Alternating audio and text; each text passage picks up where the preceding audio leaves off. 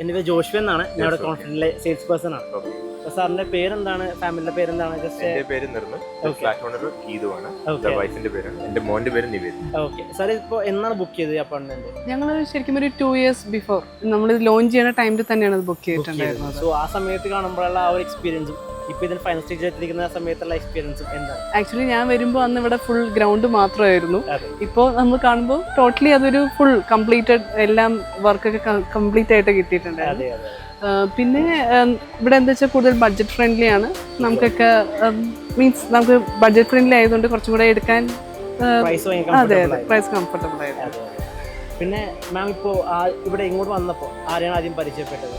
അവരുടെ എക്സ്പീരിയൻസ് എങ്ങനെയായിരുന്നു? ഞാൻ ആക്ച്വലി ഇതിൽ ഒരു ആഡ് കണ്ടിട്ടാണ് വിളിക്കുന്നത്. ബഡ്ജറ്റ് ഫ്രണ്ട്ലി അപ്പാർട്ട്മെന്റ് ആണ് ഞങ്ങൾ നോക്കുന്നുണ്ടായിരുന്നത്. അപ്പോൾ നെബു എന്ന് പറഞ്ഞൊരു സെയിൽസ് പേഴ്സണെ ഞാൻ ആദ്യം കോൺടാക്ട് ചെയ്യുന്നത്. പിന്നെ അതിനുശേഷം വിജിത എന്ന് പറഞ്ഞൊരു കുട്ടി, കൊമേഴ്ഷ്യൽ. പിന്നെ ആ കുട്ടിയായിട്ടാണ് ഞങ്ങൾ ത്രൂ ഔട്ട് കോൺടാക്റ്റും എല്ലാം കറക്റ്റ് ആയിട്ടുള്ള നമ്മുടെ ഡീറ്റെയിൽസും എല്ലാം കറക്റ്റായിട്ട് അവർ മെയിൽ ചെയ്യുമായിരുന്നു, അപ്ഡേറ്റ് ചെയ്യുമായിരുന്നു.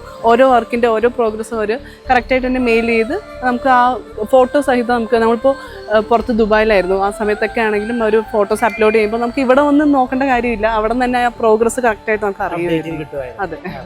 പിന്നെ എന്തെങ്കിലും ഡൗട്ട്സ് ഉണ്ടെങ്കിൽ എപ്പോൾ വിളിച്ചാലും അവർ എപ്പോഴും കോളിൽ അവൈലബിൾ ആയിരുന്നു. നമുക്ക് പേയ്മെന്റിന്റെ ഒക്കെ ആണെങ്കിലും നല്ല സ്മൂത്ത് ആയിട്ടാണ് എല്ലാ കാര്യങ്ങളും ഇതുവരെ ഡീൽ ചെയ്തത്. നമ്മൾ സ്റ്റാർട്ടിങ് ടൈമിന് മാം ഇങ്ങോട്ട് വന്നപ്പോൾ നമുക്ക് ഒരുപാട് ബിൽഡേഴ്സ് ഉണ്ട്. സോ കോൺഫിഡൻസ് ഗ്രൂപ്പ് എന്തുകൊണ്ട് ചൂസ് ചെയ്തു? കോൺഫിഡൻസ് ഗ്രൂപ്പ് എന്ന് പറയുമ്പോൾ നമ്മൾ ബാക്കിയുള്ള ബിൽഡേഴ്സ് എല്ലാം ഇപ്പോൾ റീസെൻ്റ് ആയിട്ട് വന്നിട്ടുള്ളത്. കോൺഫിഡൻസ് ഗ്രൂപ്പ് എന്ന് വെച്ച് കഴിഞ്ഞാൽ നേരത്തെ തന്നെ ഒരു പേരെടുത്ത് എസ്റ്റാബ്ലിഷ്ഡ് ആയിട്ടുള്ള ബിൽഡേഴ്സാണ്. അതുകൊണ്ട് നമുക്ക് വിശ്വസിക്കാം, നമുക്ക് 100% വിശ്വസിക്കാം എന്നുള്ളൊരു ഉറപ്പാണ്. പിന്നെ ഇത് പറഞ്ഞ പോലെ സ്മൈൽ ഹോംസ് ബഡ്ജറ്റ് ഫ്രണ്ട്ലി ആയിട്ടുള്ളതാണ്. പല സ്ഥലത്തും ഇവർക്ക് പല വർക്ക്സും ഓൺ ഗോയിങ് പ്രൊജക്ട്സ് ഉണ്ട്, കംപ്ലീറ്റഡ് വർക്ക്സ് ഉണ്ട്. ഇവരുടെ പല ഫിനിഷ് പ്രൊജക്ട്സ് തന്നെ ഞാൻ പോയി കണ്ടിട്ടുള്ളതാണ്. അപ്പോൾ അവരുടെ വർക്കിലുള്ള എല്ലാം നമുക്കറിയാം, സ്മൂത്തായിട്ട് എല്ലാ കാര്യങ്ങളും പോകുന്നതുകൊണ്ട് നമുക്ക് വിശ്വസിക്കാൻ പറ്റും. എന്തുകൊണ്ട് കാക്കനാട് ഇങ്ങനത്തെ ലൊക്കേഷൻ ചൂസ് ചെയ്തു? കാക്കനാട് എന്ന് പറയുമ്പോൾ ഇപ്പോഴത്തെ നമുക്ക് എല്ലാവർക്കും അറിയാം പ്രൈം ലൊക്കേഷനാണ്. ഇവിടെ നിന്ന് നിയർ ബൈ ആണ് ഇൻഫോ പാർക്ക്.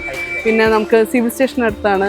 പിന്നെ സ്കൂൾസ് രാജഗിരി, നൈപുണ്യ, അങ്ങനെ എല്ലാ സ്കൂൾസും ഇപ്പോൾ നമുക്ക് മോനൊക്കെ ചേർക്കാനൊക്കെ ആണെങ്കിലും നല്ല സ്കൂൾസ് അവൈലബിൾ ആണ്, ഹോസ്പിറ്റൽസ് അവൈലബിൾ ആണ്, എയർപോർട്ടിലൊക്കെ ആണെങ്കിലും എല്ലാം ഒക്കെ നമുക്ക് ഈ ഒരു ലൊക്കേഷന് അടുത്ത ഈസി ആക്സസിബിൾ ആണ്. അതുകൊണ്ട് തന്നെ നമ്മൾ ഈ ഒരു ലൊക്കേഷൻ കാക്കനാടായിരുന്നു നോക്കി നമ്മുടെ എല്ലാം നമുക്ക് വേണ്ട എല്ലാ ക്രൈറ്റീരിയാസും മീറ്റ് ചെയ്യുന്ന ഒരു പ്രൊജക്റ്റ് ആയിരുന്നു ഇത്. ഇപ്പൊ നിങ്ങളിത് ബുക്ക് ചെയ്യാൻ വന്ന സമയത്ത് ആ സമയത്ത് കണ്ട ആ ഒരു ഫീൽ ആണോ ഇപ്പൊ കാണുന്നത്? അല്ല, ആ സമയത്തുള്ള ഡിഫറൻസ് എന്തായിരുന്നു? ഞാൻ അന്ന് ആദ്യമായിട്ട് ഈ പ്രൊജക്റ്റ് വരുമ്പോഴത്തേക്കും ഇതൊരു ക്ലിയർ ഗ്രൗണ്ട് അതായിരുന്നു, പ്യുവർ ലാൻഡ് മാത്രമായിരുന്നു. അന്ന് എനിക്ക് ആ ബ്രോഷറിലുള്ള ഈ ഒരു ബിൽഡിങ്ങിന്റെ ഒരു പിക്ക് മാത്രമേ എൻ്റെ ഉണ്ടായിരുന്നു. അത് കറക്റ്റായിട്ട് ഇപ്പോൾ എക്സിക്യൂട്ട് ചെയ്തതിൻ്റെ ഒരു സന്തോഷമുണ്ട്. പിന്നെ ഞാൻ ഇടയ്ക്കിടയ്ക്ക് വന്ന് നോക്കും, മീൻസ് ഇയർലി വൺസ് ഒക്കെ ഞാൻ വരുള്ളൂ. അപ്പോഴൊക്കെ അതിൻ്റെ ചെറിയ ചെറിയ പ്രോഗ്രസ്സേ കണ്ടിട്ടുള്ളൂ.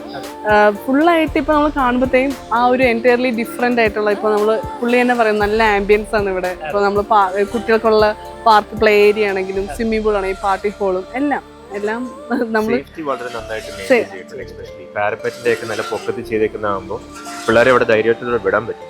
ഈവൻ ദ സ്വിമ്മിംഗ് പൂൾ അത് കവർ ചെയ്ത് വെച്ചിട്ടുണ്ട്, റെയിലിംഗ് വെച്ചിട്ട് ചെയ്തേക്കുന്നതാണ്. നല്ലൊരു സേഫ്റ്റി ഫാക്ടർ ഉണ്ട്.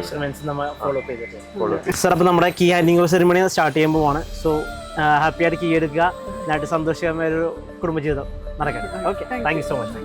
Thank you.